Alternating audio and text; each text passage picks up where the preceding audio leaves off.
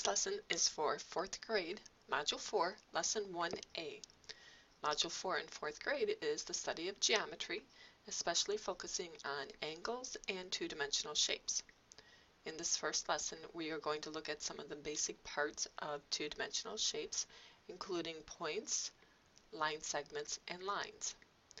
The directions say use the following directions to draw a figure in the box to the right.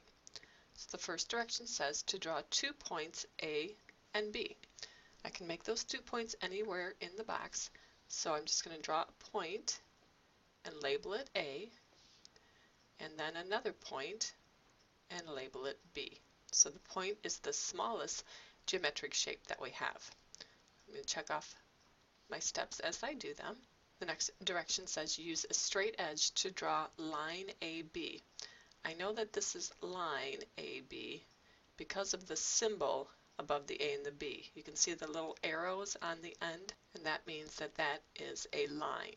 So I'm going to draw a line now connecting the points A and B.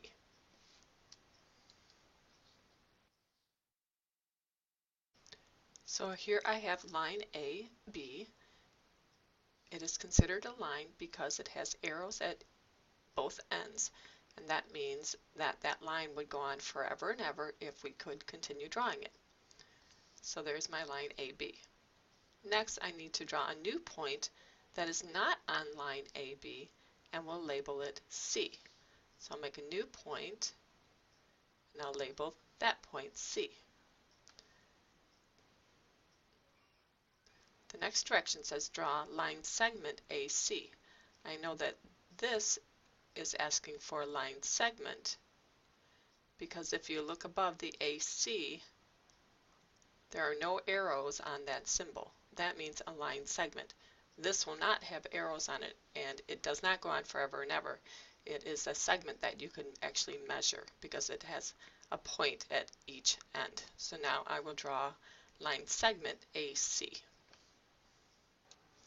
So you can see my line segment AC, and it does not have arrows at the end, so that shows that it is a line segment. The next direction says draw a point not on line AB or on line segment AC and call it D. So I'll draw one more point, and we'll call that D. And the last direction says construct line CD. And again, I know that it's asking for a line because I can see the arrows on the ends of the symbol above the C and D. So now I just need to put a line through points C and D. And that was my last direction. So this is the diagram that I have that matches these steps off to the left. And the purpose is to help us remember the definition of points, lines, and line segments. The next section says label some points on each figure below. Extend a line segment in each picture to make a line.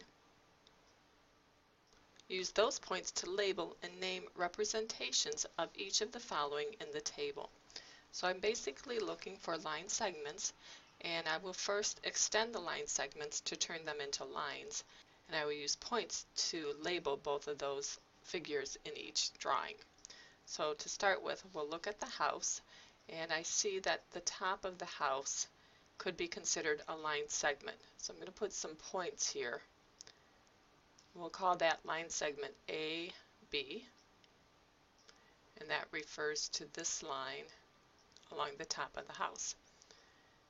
Now the directions say to extend that line segment to make it into a line. So all I have to do is extend it on each end and put arrows. That turns it into a line. So on the house, I have line AB. I use 2 points to name the line, and then I'll draw the little line symbol above the AB. Now I need to identify a line segment on the house as well. I could use line segment AB, and that would just take me from this point to this point, but I'm going to put in another line segment. So we'll go along the bottom of the house, and I'll call this CD. Because it's a line segment, It has a beginning point and an end point. It doesn't have the arrows. It is just from point C to point D. So we'll name that in the chart below. Line segment CD. Again, we use 2 points to name it, and then I'll just put the line segment symbol above the C and D. We'll do the same thing on the flash drive. I can follow this line on the flash drive and extend it to turn it into a line. I'll put 2 points on it. I'll call those E and F, and I can name the line below EF using both points and